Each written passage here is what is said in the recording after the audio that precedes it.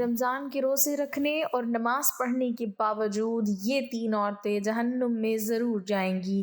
رمضان سے پہلے اس ویڈیو کو دیکھ کر اپنی اصلاح کر لیں۔ بسم اللہ الرحمن الرحیم۔ اللہ تبارک و تعالیٰ نے انسان کو مٹی سے بنا کر اشرف المخلوقات کا لقب دیا۔ سوچنے اور سمجھنے کے لیے اسے عقل و شعور کی نعمت سے نوازا۔ دیکھنے، سننے، چکھنے، سونگھنے اور لذت و تکلیف محسوس کرنے کے لیے حواس خمسہ جیسے اعضاء سے مزین کیا۔ راہ حق دکھانے اور بتانے کے لیے انبیاء کرام علیہم السلام کا عظیم الشان سلسلہ جاری فرمایا۔ انہیں آیات بینات اور معجزات سے مالا مال کیا۔ انبیاء اور رسول علیہم السلام نے اولاد آدم کو ان کے خالق و مالک کی بندگی اور اطاعت کی طرف بلایا۔ جن بندگان الہی نے ان داعیان اللہ کی دعوت پر لبیک کہی اور اسے قبول کیا، خالق کائنات نے انہیں سعادت مندی اور نجات ابدی کا پروانہ عطا کیا۔ اور جن افراد نے ان کی دعوت سے سرتابی کی اور طغیان و عصیان کا مظاہرہ کیا، رب ذوالجلال نے انہیں راندہ درگاہ اور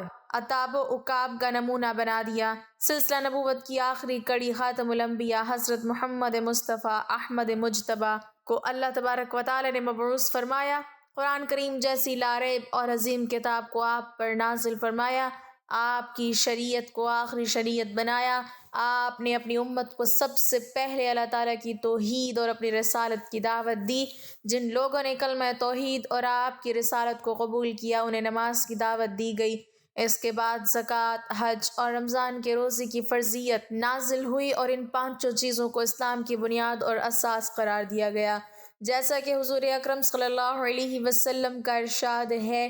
اسلام کی بنیاد 5 چیزوں پر ہے: اس بات کی گواہی دینا کہ اللہ کے سوا کوئی معبود نہیں اور محمد صلی اللہ علیہ وسلم اللہ کے بندے اور اس کے رسول ہیں، اور نماز قائم کرنا اور زکوٰۃ دینا اور حج کرنا اور رمضان کے روزے رکھنا۔ مختصر یہ کہ اللہ تبارک و تعالیٰ نے حضور اکرم صلی اللہ علیہ وسلم کی برکت سے اس امت کو رمضان جیسا ماہ عظیم، ماہ مبارک، ماہ صبر اور ماہ مواسات عطا فرمایا، جس میں تھوڑی سی بدنی مشقت یعنی سحری سے لے کر غروب آفتاب تک عبادت کی نیت سے کھانے پینے اور جنسی خواہشات سے اپنے آپ کو روک لینے پر اللہ تعالیٰ نے انہیں بہت سے انعامات، برکات، ہدایہ اور عطایا سے نوازا ہے، مثلاً رزق کی زیادتی، گناہوں سے مغفرت، جہنم سے آزادی، جنت کا حصول، روزے دار کی منہ کی بو، اللہ تعالیٰ کے نزدیک مشک و عنبر سے زیادہ پسندیدہ ہونا، سارا دن مچھلیوں کا ان کے لیے استغفار کرنا،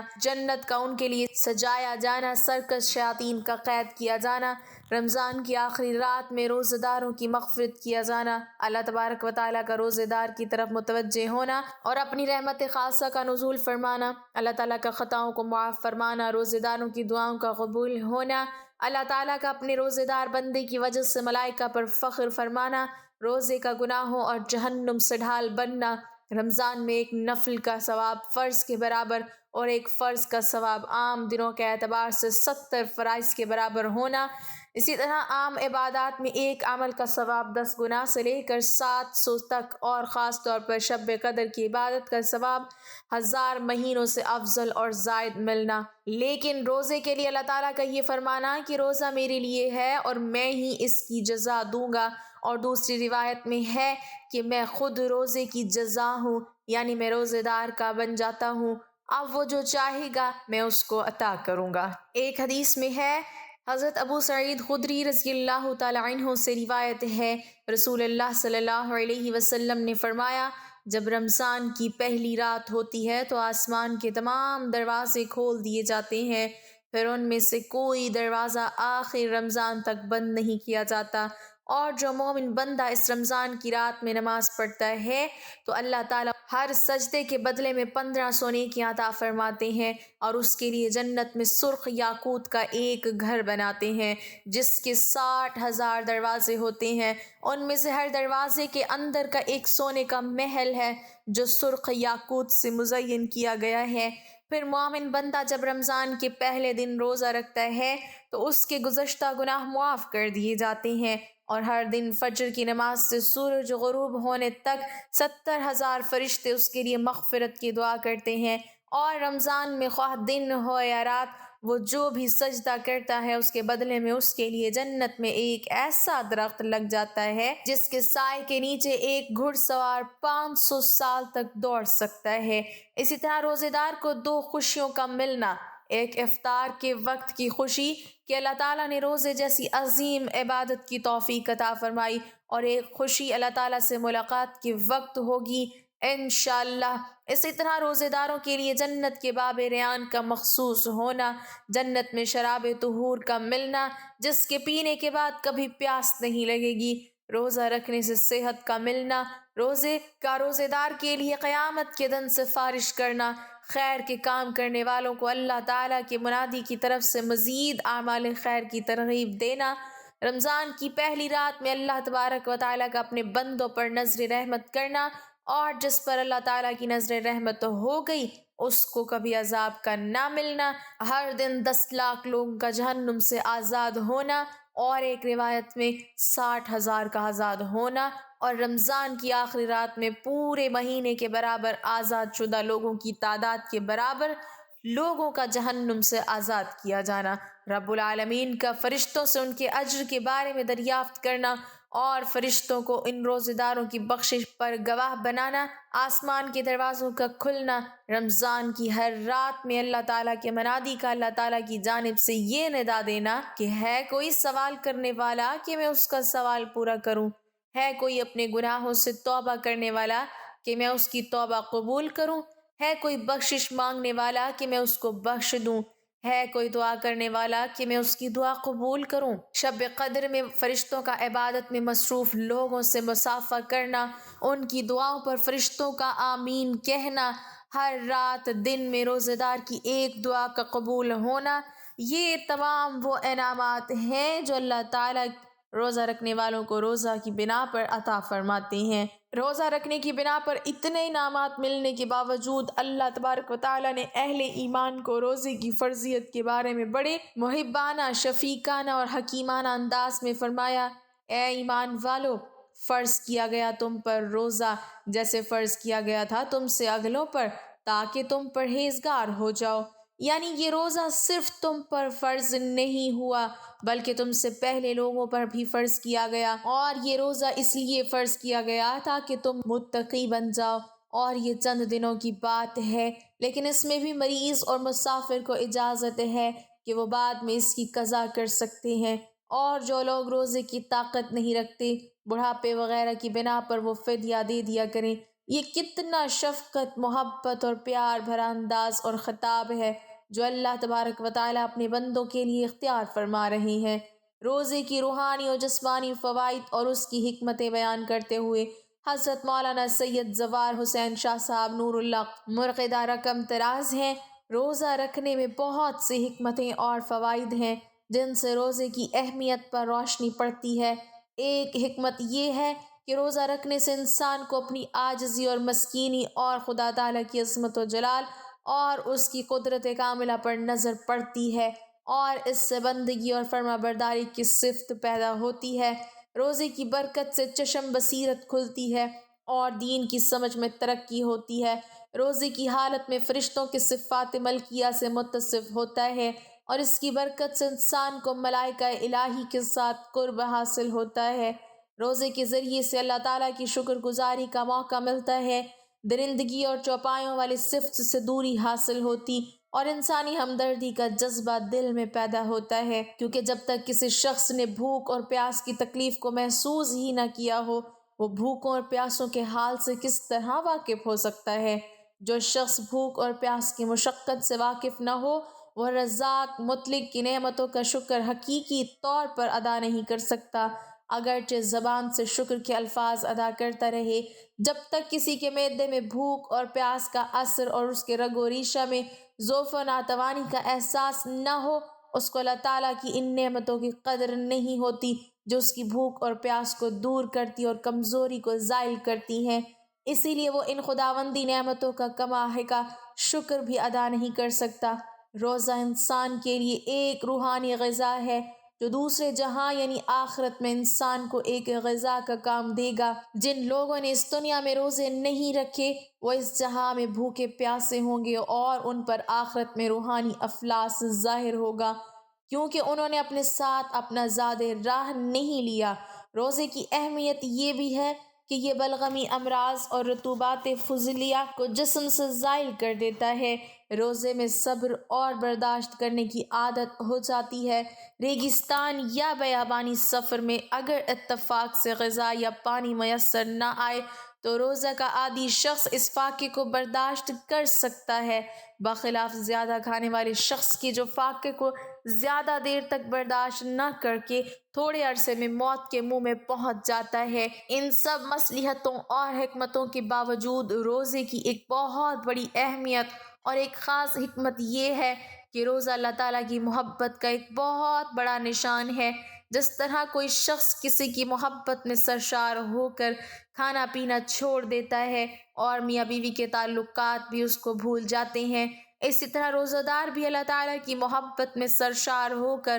اسی حالت کا اظہار کرتا ہے۔ یہی وجہ ہے کہ اللہ تعالیٰ کے سوا کسی اور کے لیے روزہ رکھنا جائز نہیں۔ مسلمانوں کو چاہیے کہ ان ایام کی قدر کریں، اخلاص اور محض اللہ تعالیٰ کی رضا کے حصول کے لیے روزہ رکھیں۔ روزے کو جھوٹی باتوں، تمام گناہوں اور ریاکاری سے محفوظ رکھیں، ورنہ روزے کے ثواب سے محرومی کا سامنا کرنا پڑے گا۔ جیسا کہ آپ صلی اللہ علیہ وسلم کا ارشاد ہے کہ کتنے روزہ رکھنے والے ایسے ہیں کہ جنہیں سوائے بھوکا پیاسا رہنے کے کچھ حاصل نہ ہوگا، اور کتنے قیام کرنے والے ایسے ہیں کہ سوائے مشقت کے انہیں کچھ حاصل نہ ہوگا۔ اسی طرح آپ صلی اللہ علیہ وسلم کا ارشاد ہے، یعنی جس نے رمضان کا روزہ رکھا اور اس کی حدود کو پہچانا اور روزوں کا ہر اعتبار سے تحفظ کیا، اللہ تبارک و تعالیٰ ایسے روزے کو گزشتہ گناہوں کے لیے کفارہ بنا دیں گے۔ مسلمان خواہ مرد ہوں یا عورتیں بغیر عذر شرعی کے کسی روزے کی قضا نہ کریں،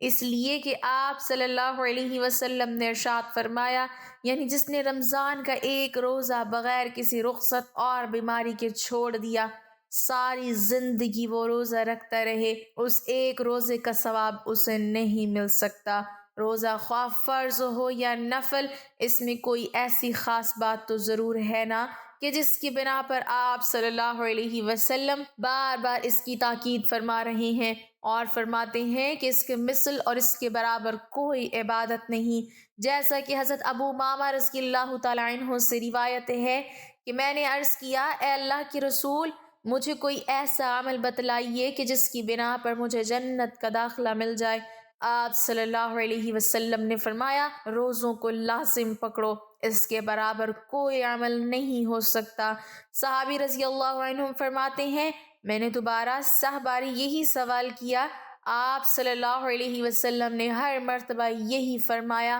کہ روزوں کو لازم پکڑو، اس کے برابر کوئی عمل نہیں ہو سکتا۔ حضرت ابو امامہ رضی اللہ تعالیٰ عنہ نے اس پر ایسا عمل کر کے دکھایا کہ رمضان کے فرض روزوں کی بجاوری تو کرتے ہی تھے، لیکن نفلی روزوں کا بھی ساری زندگی ایسا اہتمام کیا کہ کہا جاتا ہے ان کے گھر سے دن کو کبھی بھی دھواں اٹھتا ہوا نظر نہیں آیا، سوائے ان دنوں کے جب کہ کوئی مہمان ان کے گھر میں آ جاتا۔ اسی لیے فرمایا گیا کہ رمضان المبارک کی برکتوں اور رحمتوں سے جو محروم رہا وہ تمام خوبیوں اور بھلائیوں سے محروم رہا۔ رمضان المبارک کو قرآن کریم کے ساتھ ایک خاص تعلق ہے۔ ہر مسلمان کو چاہیے کہ رمضان المبارک میں زیادہ سے زیادہ قرآن کریم کی تلاوت کرے، دعاؤں کا اہتمام کیا جائے، صدقہ و خیرات کی کثرت کی جائے، اپنے ملازم اور نوکروں سے کام میں تخفیف کی جائے، لا الہ الا اللہ کا ورد رکھا جائے، استغفار کا معمول بنایا جائے، جنت کی طلب ہو اور جہنم سے آزادی کی دعائیں کی جائیں۔ ناظرین، رمضان میں فرشتے ہمارے گھروں میں کیوں آتے ہیں اور آ کر لوگوں سے کیا کہتے ہیں، اور وہ فرشتے اللہ تبارک و تعالیٰ سے کیا عرض کرتے ہیں؟ حضرت ابو ہریرہ رضی اللہ تعالیٰ عنہ سے روایت ہے کہ جناب رسول اللہ صلی اللہ علیہ وسلم نے ارشاد فرمایا، رات اور دن میں فرشتوں کی ذمہ داریاں بدلتی رہتی ہیں، اور فجر اور عصر کی نمازوں میں ان ڈیوٹی پر آنے والوں اور جانے والے فرشتوں کا اجتماع ہوتا ہے۔ پھر تمہارے رات والے فرشتے جب اوپر چڑھتے ہیں تو اللہ ان سے پوچھتا ہے، حالانکہ وہ ان سے بہت زیادہ اپنے بندوں کے متعلق جانتا ہے، کہ میرے بندوں کو تم نے کس حال میں چھوڑا؟ وہ کہتے ہیں کہ ہم نے جب انہیں چھوڑا تو وہ فجر کی نماز پڑھ رہے تھے، اور جب ان کے پاس گئے تب وہ عصر کی نماز پڑھ رہے تھے۔ فرشتوں سے وہ فرشتے مراد ہیں جو انسانوں کے اعمال لکھتے ہیں۔ امام نووی رحمہ اللہ فرماتے ہیں، رات اور دن ذمہ داری ادا کرنے والے فرشتوں کی ڈیوٹیوں کی تبدیلی کے اوقات کو عبادت کے اوقات میں مقرر کرنا بندوں پر اللہ تعالیٰ کے خاص لطف و کرم کا مظہر اور اعزاز ہے، کیونکہ یہ فرشتے اللہ تعالیٰ کے ہاں انسانوں کے لیے صبح و شام خیر اور فرما برداری جس کا وہ مشاہدہ کرتے ہیں ہونے کی گواہی دیتے ہیں۔ علامہ بدر الدین عینی رحمہ اللہ اس حدیث کے فوائد میں فرماتے ہیں، اس حدیث سے معلوم ہوتا ہے کہ نماز اعلیٰ عبادت ہے، اور فجر اور عصر کی نماز اور ان کے اوقات کی شان و عظمت دیگر نمازوں اور ان کے اوقات کی بنسبت زیادہ ہے، اور چونکہ عصر کی نماز کا وقت دنیاوی مشغولیت کا وقت ہے، اس لیے اس حدیث میں اس کی پابندی کا خیال رکھنے کی ترغیب دی گئی ہے۔ اگر عورت رمضان المبارک سے حقیقی فائدہ اٹھائے اور یہی حقیقی روزہ ہے، وہ نماز، تلاوت قرآن اور ذکر الہی کی جانب متوجہ ہو اور غیر اہم امور سے کنارہ کشی اختیار کر لے، تو پھر پورا گھر رمضان سے فیض اٹھائے گا۔ خاص طور پر آج کے زمانے میں جب عورت کو رمضان میں طرح طرح کے کھانے بنانے، مشروبات تیار کرنے اور نیند پوری کرنے میں مشغول کر دیا گیا ہے، اور کم ہی ایسا ہے کہ اس کی زندگی کے شب و روز موبائل، ٹیلی ویژن اور انٹرنیٹ کی مشغولیات سے پاک ہوں۔ آج کل کتنی خواتین ہیں جو راتوں کو قیام اللیل کا اہتمام کرتی ہوں، یا قرآن کریم کی تلاوت کا اہتمام کریں، یا اس مہینے میں علم حاصل کرنے کے لیے گہرائی میں سوچیں اور رمضان المبارک کی خیر کو زیادہ سے زیادہ جمع کرنے کا شوق رکھیں۔ جس دن مسلمان عورت نے اس کی ابتدا کر لی اور آگے بڑھ کر اس کی حرص دکھائی، تو یوں جانیے کہ اسی دن اس نے مردہ ہوتی ہوئی اسلامی حیات میں زندگی کی روح پھونک دی۔ اور ہر مسلمان عورت جو اپنے مقام پر ایسی خیر کو شروع کرتی ہے، وہ ایسے ہی ہے جیسے اس نے کسی سنت حسنہ کو جاری کر دیا ہے۔ اس پر اسے اپنا اجر بھی ملے گا اور ان سب کا اجر بھی جو اس پر عمل کریں گے۔ ناظرین، لیکن 3 عورتیں ایسی ہیں جو روزہ رکھ کر بھی اس کے ثواب سے محروم رہ جائیں گی۔ نمبر 1، بد اخلاق عورت۔ جو عورت اپنی زبان سے دوسرے مسلمان کو تکلیف پہنچائیں، کیونکہ نبی کریم صلی اللہ علیہ وسلم نے فرمایا، بہترین مسلمان وہ ہے جس کی زبان سے دوسرا مسلمان محفوظ ہوگا،